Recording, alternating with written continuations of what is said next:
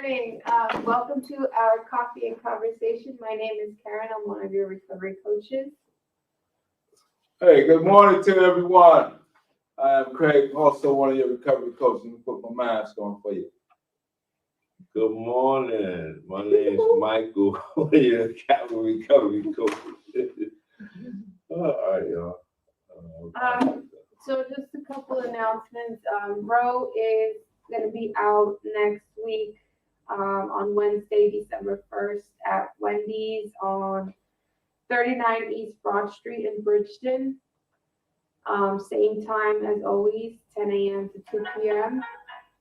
And I believe this coming week we are having our December recovery spotlight, right? Yep.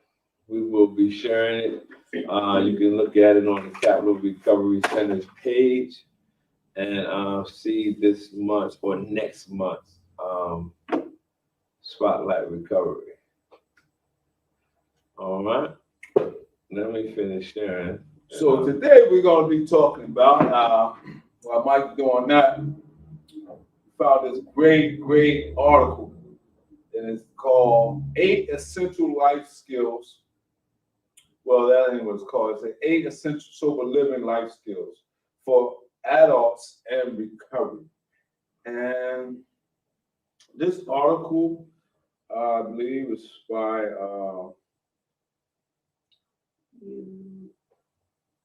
Eudaimonia Holmes? The link's in the description. Yeah, if we can't pronounce it, maybe you can. All right? Yeah. And so we're going to start off with these 8 essential life skills for adults in recovery. And then Go from there. we're going to go from there. So I'll read a little bit, and then we'll begin. And it basically says, after you have successfully completed a drug and alcohol rehab program, taking the next step in your recovery will require that you acquire and practice an essential set of life skills. These skills will be very helpful in assisting you as you build a new lifestyle that is free from drugs and alcohol. And so from there, we're going to be talking about 4 major dimensions of life in recovery. 4 major dimensions. I don't know who want to read that. I'll pick him up. Hey, how you doing, guys? All right. 4 major dimensions of life and recovery. Before you can begin to develop basic life skills in recovery, it's important that your environment and lifestyle supports your sobriety as well. The SAMHSA defines 4 major dimensions that support a life in recovery. And these 4 things are very important. They're health, home, purpose, and community. So we're going to go through these 4 major dimensions before we get into the essential sober living life skills for addiction. So the first one that SAMHSA has documented is health. And it says individuals should be making informed, healthy decisions that support a life in recovery. This includes abstaining from all drugs and alcohol use, check. Maintaining a nutritious diet and exercise routine, check. Properly managing emotional issues such as stress, anxiety, and depression, check. The reason why I said check for all those things, because I can honestly say 150% that I actually have these things activated in my life to this day. And the first one was about health, and it says to abstain from all drugs and alcohol. That's the primary focus. In order for you to deal with anything in your health, you're going to first have to leave the substance and stuff away. Then it says maintain a nutritious diet and exercise routine. I don't have the best diet. I'm not a nutritionist. But for my age of being 50 and being a black man, I'm in pretty good shape, I would say, than an average person who has been through what I've been through. An exercise routine is like a part of me. I just love to work out. And properly managing emotional issues such as stress, anxiety, and depression. And the way I'm able to handle my stress, anxiety, and depression is because I put it all on my spiritual foundation and my religious beliefs. Everybody has a different strategy to use. I can only talk about what I use when I get stressed, when I get dealing with anxiety, or when I'm dealing with something that deals with something that might make me go into some depression. The next one is home.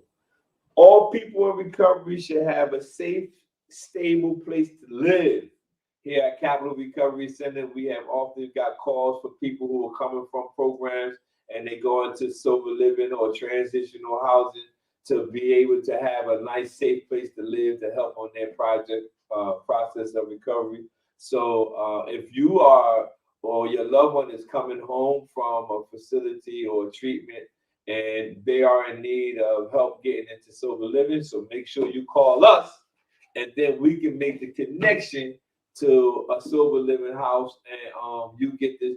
You have to do the interview with the house, and the house has to accept you. We can't tell you that you're accepted for each of these houses. So this location should be a place where every individual feels secure and sharing and living out their beliefs is supported and can live comfortably at all times. You wanna go? Sure. Purpose. My We're favorite. going to deal with purpose. And it says, it is important for individuals and recovery to partake in meaningful activities on a daily basis. Oftentimes, these include volunteering, going to work, or attending a creative class or group activity. Having the independence and resources to be an active and participating member of society is essential to purposeful and meaningful living. And so that just go over as what Mike had just read. You have to be in a healthy lifestyle. You have to have a secure home, and these things have to be maintained daily because a lot of times we are dealing with a lot of life issues, especially going to work. And so during the holidays, people are faced with stress issues, and they don't know how to deal with those stress issues. They're dealing with a lot of anxiety.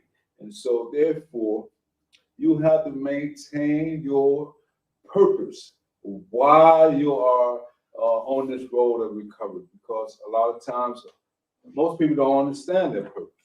And so if you don't understand your purpose, we here at Capital Recovery Center, we create a management treatment plan.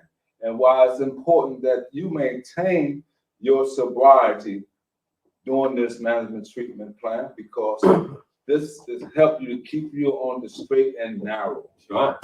And a few things he's read here. He said it's important for individuals in recovery to partake in meaningful activities. Partake means you be a part of it, basically. You are active in with the things that are going on in these activities on a daily basis. And at the end, he read about being essential to purposeful and meaningful living. I always tell individuals that I'm able to mentor, to talk to in general, that you want to have a life that's purposeful and it's meaningful, meaning you're not waking up just existing. I'm not waking up just to exist. And I have a purpose when I leave out my house that I would like to accomplish during the course of my day. Even when I get back home, there are things that I want to accomplish when I get back home. But I do it because I don't want to just exist. I want to have purposeful and meaningful living. And honestly, the way a lot of people are just gone, like you see them one day and the next thing you know, like, man, they gone. I can't just imagine just living and just existing. So you want to have a purpose about what you're doing. And I like what Miles Monroe always say, make sure you die empty. That means that I lived out all the things that I wanted to do. I didn't say, I'm going to do it tomorrow, I'm going to do it next week, and never did it. Live on purpose, a purposeful living. All right, what's the next one? Community. All right. Social support is key to maintaining a life of sobriety, and all individuals in recovery should develop and maintain a healthy relationship that provide support, love, and friendship. Surround yourself with positive people because you want to get the best out of being around positive people. You want the best results. And so a lot of times we like to talk about positive reinforcement. And by being around loved ones, friends and fellowshipping with people that's in the same recovery lifestyle that you are in, you can get some good results from that. And so build a community, surround yourself with people that's doing right things, that's motivating you, pushing you, who encouraging you, who loving on you. Do not take that for granted, because it's important that we all need some type of support along the way. You need that. The social support network, recovery support network are very important for your success. It's not something that we can basically do on our own. So these four major dimensions of a life in recovery: health, home, purpose, and community, are not something that's just needed for one individual. These things are needed for every individual.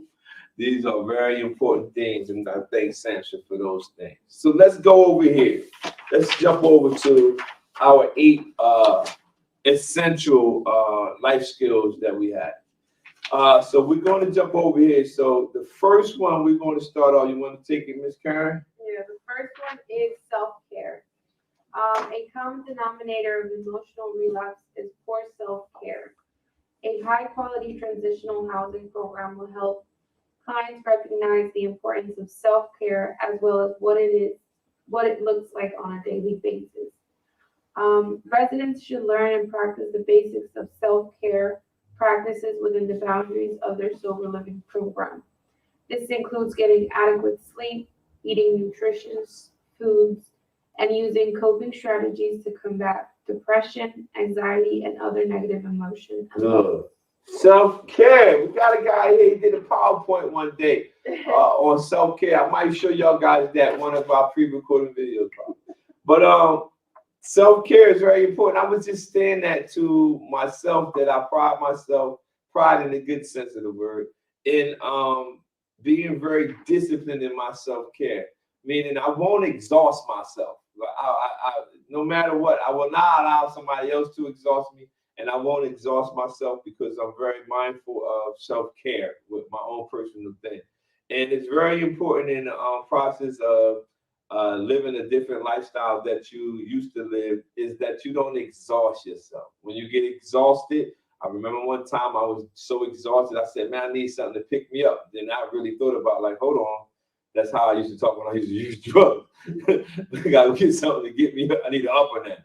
So now I say I got to regulate my self-care. So when self-care is important in this sense, because if you burn yourself out, your thinking and things are not as sharp as they would if you were very fresh. Mm-hmm. That's so important. A lot of times we neglect ourselves. Yeah. And especially coming out or in our substance use disorders, our behaviors become very disoriented. And so when it comes to like hygiene, a lot of times we don't take care of ourselves when we are in our state of addiction. And so now that we are sober, keep up the good work of doing self-care, maintaining all the good things you need to do.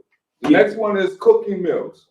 Just as making healthy food choices is important, individuals in recovery need to learn how to create a meal plan, shop for groceries, and prepare their own meals. These are life skills. A lot of times, we may not have those life skills. And so by reading these articles, they're going to give us some great ideas. It's giving us some great ideas.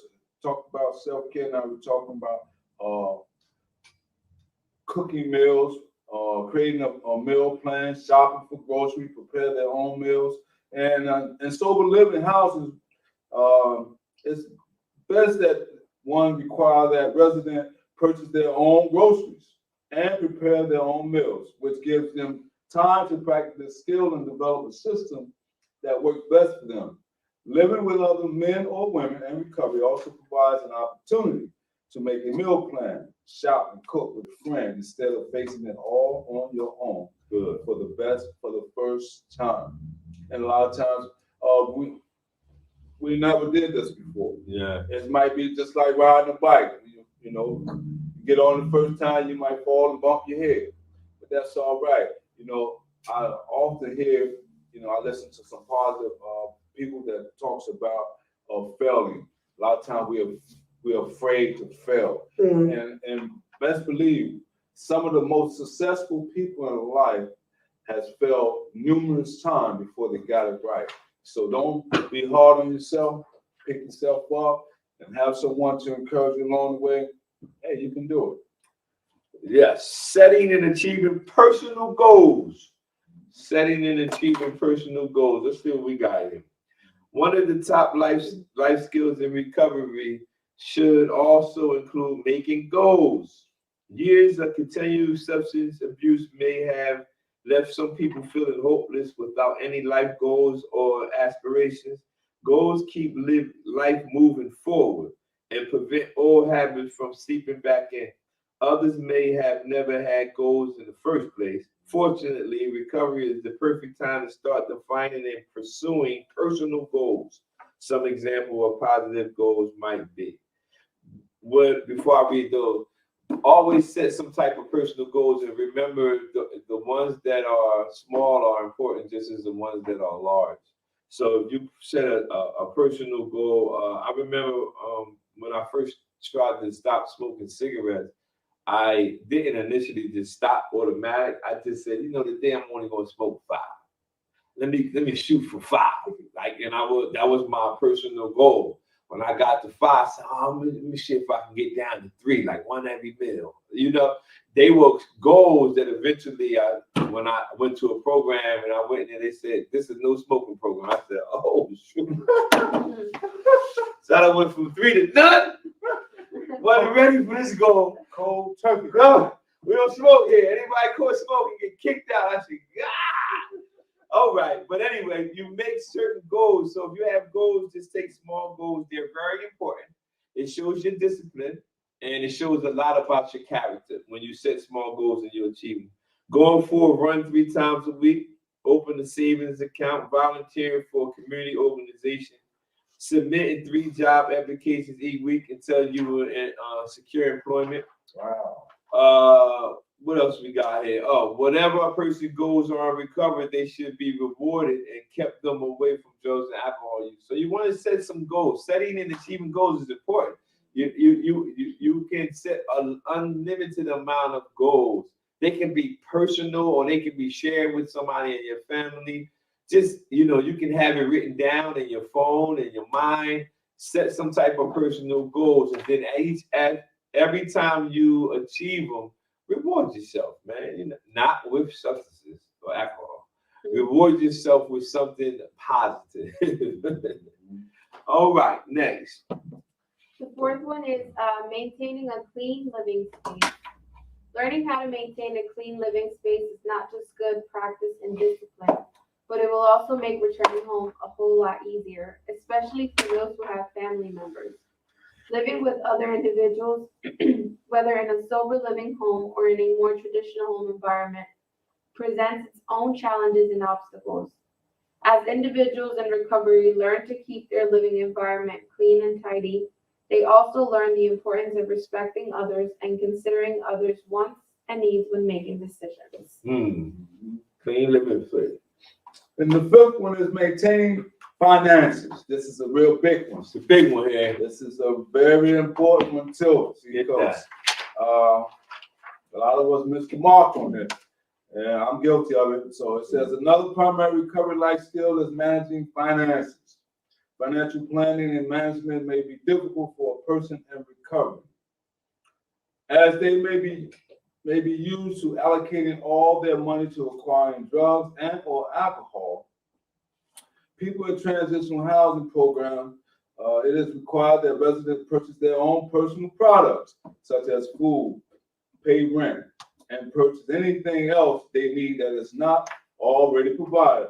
The time spent in a sober living house will give residents an opportunity to practice budgeting, saving, and planning for these expenses.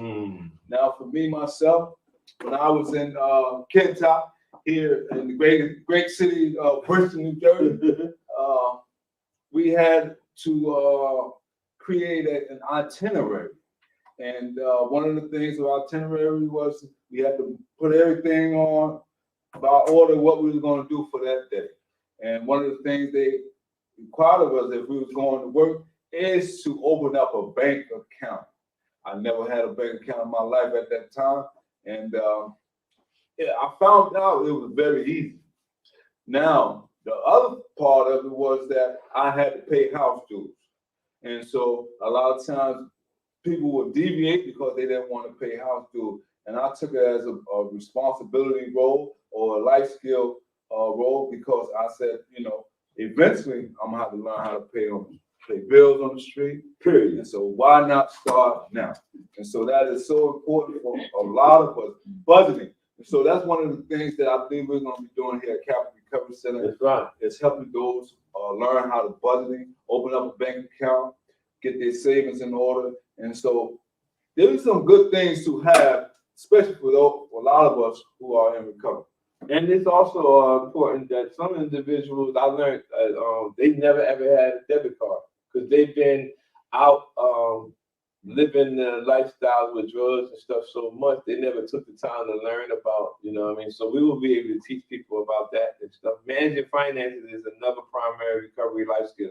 That's a life skill. That's something that's very important, you know what I mean? To be able to manage it. And you probably won't ace it right out the gate, but it's very important for you to, that's why I tell individuals who have complaints when they go from off of the streets on drugs, going to a treatment center, then they go into a transitional housing, and then they having debates about bills or having to pay rent and everything. When in all honesty, no matter where you go, you're gonna have to pay rent and be responsible. So you might as well develop those life skills while you're in those environments. I call it the stage of development. When you're in those facilities, when you're in the treatment program, no matter where you are, that's your particular stage of development where you need to develop all the things you need to live a beautiful lifestyle after all of that. Yeah. And another thing, word to the wise. Come on, give it to us. If your net income is $1,000 bi-weekly, and your expenses is $1,500 Oh, man. bi-weekly, You in the other week check. you're in the red. Right? You coming in the next week already 5 down. 5 down. And so, you know, we have to be aware of our expenses because that's so important. If we don't calculate what we're spending and how much we're bringing in, we're gonna always be in debt. Yeah, you gotta have I have a particular strategy, but mine is not everybody's strategy. Mine is 10% I bless my church with my money. 10% I save and I live off the 80. So most people make the mistake of trying to live off the whole 100. I whatever is left at the 80, that's what I live off. 10, 10, 80. All right, where we at? Building a healthy relationship? Yeah. All right, building a healthy relationship is one of the most important and challenging new life skills for people struggling with addiction.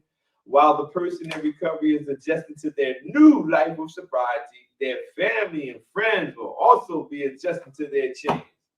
That's true, because they don't know is this thing done or what. Regardless of how the family or friends respond to an individual's newfound sobriety, it is vital that people in recovery focus on these following things: communicating clearly, expressing emotions in a healthy way, listening, identifying and coping with triggers in social situations.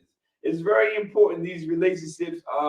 When you go through your process of lifestyle change, your family is going to be shocked, especially if you have done it, attempted to do it multiple times like me.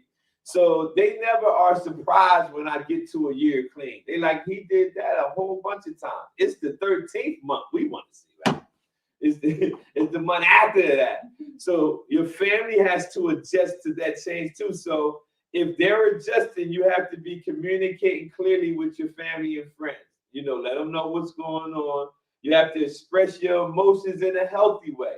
If they're hiding their pocketbooks and it's offending you, you have to tell them, this is bothering me, and they'll tell you in a healthy way why they're doing it. So you just got to understand, if you can communicate and it'll help a lot. My wife learned that when I would come home from rehabilitation centers and she was still messed up from what I did, she would just pour all the stuff that I did on me. And I used to say, man, I'm about to go back out and get high because I'm going to have to come home every day and hear this. And she realized that that wasn't a good way to communicate with me during those times. We had to find healthy ways to communicate her emotions and my emotions. And that came to the next one, which said listening. It says listening and identifying coping with triggers in social situations. These skills can be gained by interacting with other residents in sober living houses, by attending outreach and support groups or attending these groups online, and by building new relationships with others, individuals in recovery. All right, let's go to number 7. Managing time. Good one. In the past, people who were struggling were most likely spent the majority of their time and energy using or obtaining drugs and or alcohol. In recovery, these individuals must learn to fill their time with goals, activities, and recovery-oriented work. One of the best ways to practice time management while in the sober living program is to invest in a daily planner. Using a planner to schedule out free time is a great way to avoid boredom and wasted time, which put a person at higher risk for relapse. Boredom is danger. Mhm. Woo! Watch out. You gotta manage your time properly. Don't exhaust yourself. Find times to. I have on. I used to have on my calendar when I was in the other building. I used to put a slot on my calendar and says individual. And in that particular time, you would think I had an individual session, but it was really about self-care. It was nobody I was seeing. I was just giving my time to get all my other cases in order, put all my paperwork in order. I set that time. I was good at managing my time. You have to do that same thing in your life. Find times where you put on the calendar instead of filling up your calendar. Put some blocks on your calendar where you're just putting nothing there. That time is for you. And they be like, what you gotta do today? I gotta do this and do this. Okay, between 8 and 12 or 12 and 4, I ain't doing nothing. I don't have nothing on there and I'm not putting anything in there. You have to learn how to manage your time. All right. All right, and the last one, not least, is the number 8 one, finding and maintaining employment. Maintaining a good job is one of the many things that makes life more meaningful, especially for those in recovery. Most transitional housing program providers support employment volunteer programs That's true. to help people in recovery find and maintain employment. This program also helps individuals learn how to search for employment using various methods. All right, number 1 is filling out application, create or update a resume, and how to properly present themselves in a job interview. And so these are some great life skills. And so, Mike, if you want to add to that. And yeah, if you're out there, you need to develop a resume. I have an easy way for you to develop a resume on Indeed. If you go to Indeed.com, it's totally free. You can put your information for your resume in there, and then you can actually print it out. They let you print it out, and they will format it for you, and you can print it out and have your own resume. You can save it PDF. You can type in all your former jobs in there. I hope you ain't got all of them, but you have a lot of jobs you put in your experiences in there. And you can do that. We will help you with that. If you would like to do that, you just let us know. And I would be honored to try to help you set that up and put your information in there. And again, it's a template and you can print it out and save it. I use it for myself too. But finding and maintaining employment is many things in life more meaningful. If you can possibly find a job that gives you meaning, I thank God. I have a job that I believe gives me meaning because it's in the field of the area that I am accustomed to working. So it's not something that I have to get up in the morning and say, oh my God, I gotta go to work. It's in the field of helping other people's lives. It's just, unbelievable. You know what I mean? So I know that this particular area is where I'm supposed to be. But if you want to find meaningful or maintain employment, try to find something that gives you life. Instead of, I'm not saying you can't settle for something initially, but work your way towards something that gives you meaning. Because if it's something that gives you meaning, then you'll have a meaning, a reason for getting up and going to it. All right. With that said, Thursday, we here this Thursday? Yes, we are. All right. So Thursday, 1 p.m., we will be here. We will be doing our all recovery meeting. Don't forget about Recovery on Wheels. This will be tomorrow. We will be here in Bristol, downtown by Wendy's and across the street from McDonald's, next to the new Wawa that's building over there. If you have anybody need any treatment and need any other services, please stop past. Oh, I didn't realize that it was this Wednesday. Oh, it I is. thought Yeah. it was next Wednesday. Yeah, me too. Me too. Good morning, everyone. Take care. All right.